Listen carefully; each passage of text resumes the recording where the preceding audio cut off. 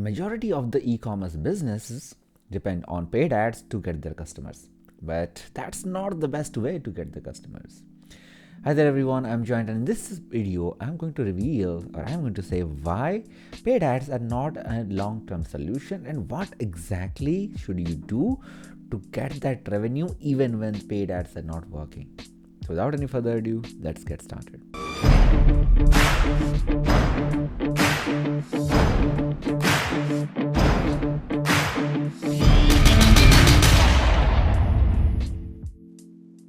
Alright, I'm a big fan of paid ads, especially Facebook ads, Google ads, both of them, because these are giants.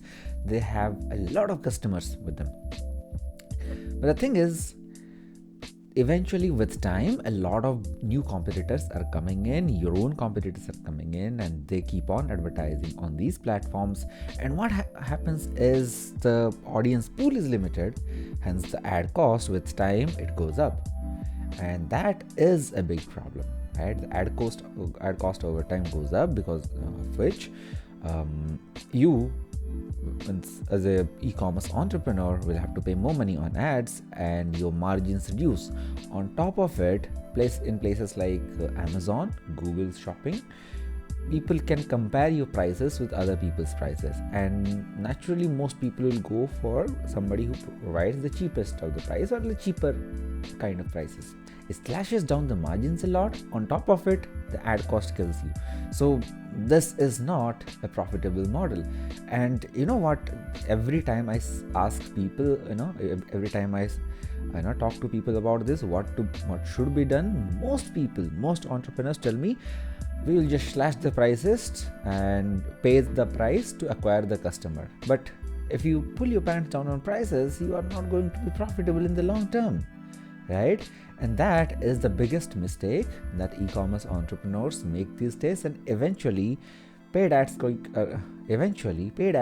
to be very costly, and they will kill the profits, and it will be really, really difficult to survive in e-commerce. That is a bloodbath anyway, right? So what is a better solution for the e-commerce sales? The thing is, most of e-commerce entrepreneurs, they see it as a one-time transaction. People just run ads, they get results, and be done with it. Now, the problem with this approach is most people are not in the buying mode. So according to statistics, only 3% of the total audience, they are actively looking to buy. And most of the e-commerce entrepreneurs, most of the e-commerce businesses are targeting those 3%. But what about the rest 90%? About 60% of the entire audience lot, as per some of the statistics that I know, they are not problem aware. So they don't know about their own problem, whether they want it or not. About 37% of them, they are aware of the problem, and about 17% within the 37%, they are actively looking for a solution. Now, as e-commerce businesses, we are targeting only 3%, and leave the rest 60% that doesn't know about the problem that we are solving. What about the 37%, 20% who just are aware of the problem, 17% who are actively looking for a solution? We are not trying to tap into their minds. Now the thing is, if we are trying to tap into a person who is looking for a solution, who is confused, most likely the person will not buy, right? The 3% of the people who are ready to buy, they buy anyway. And that's why in general that we see the average conversion rates in an e-commerce store is about 1.5 to 2 or maybe up to 3%. Right? Because most people hop off, and most of these people, they are not aware, they are just looking for the stuff, and they click on ad, they come to your store and they see something, and since they don't feel like they need the product right now, they don't buy. Only 2% buy from you. So to increase the conversion rate, you need to tap into that market, the 17 and the 20% of the market, the problem aware and the solution aware market, which gives you good returns, right? And how do you what happens is, when you tap into this market, that they are not actively looking for a product, but they have a problem, and you solve it for them, what it does is it increases the value of your brand in their heads. That is exactly where the concept of e-commerce funnels come in. right?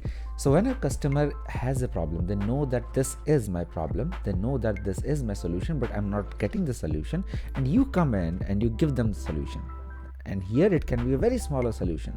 For example, let's say you are selling something like, let's say you are selling fitness supplements, let's say you are selling some fitness bar, okay?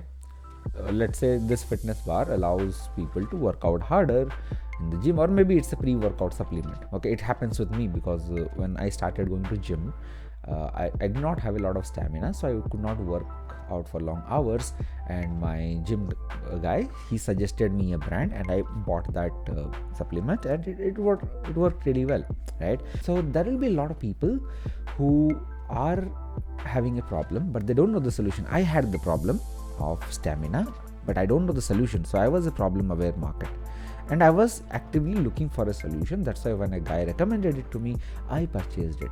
Now imagine, instead of that guy, a customer gives me a free info product, or any kind of free product, can be free physical product as well. Let's say a company gives me high value content offer. For example, I am having an issue with stamina. Let's say I come across a free course that teaches me how to increase stamina before you are going into the gym. Or let's say I get free sample of a particular supplement that says me, hey, you try this for a while and see how it goes. It's a small dose. Try this. If your stamina increases, you can buy more. Now that is what motivates me, right? And this is where a lot of e-commerce people are not investing their focus on, because this market is not ready to buy, so you don't get immediate revenue. And because you don't get immediate revenue, you think like this is a waste of effort, but it is not. You are building something that other people are not building. You are building trust, and this is the ultimate level of trust. You tap into the market even before they are ready to buy. You solve their confusion, you build the trust, so that when they are ready to buy, you are the one that is in their heads. They directly come to your site and they purchase from you. Now I'm not talking out completely in the vein, okay? So in my e-commerce store, I have been doing email marketing since quite a while, and in e-commerce industry, average open rates is like 5 to 15%.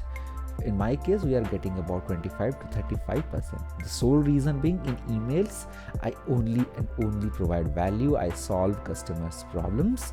And what happens is, I have started getting some return customer as well. As of now, I have got some 2% return customers. So about 4 people have returned back from email. Small numbers, I know, but imagine 4 people. It's not a small thing. Like 4 people have put their trust on you. They have taken a smaller offer. Now they are going for a bigger offer. And that is the magic. It's just a start. If I keep on doing email marketing, keep on building the list, more and more people eventually will come back, and that will ultimately build the value of the brand. And this is the ultimate hack.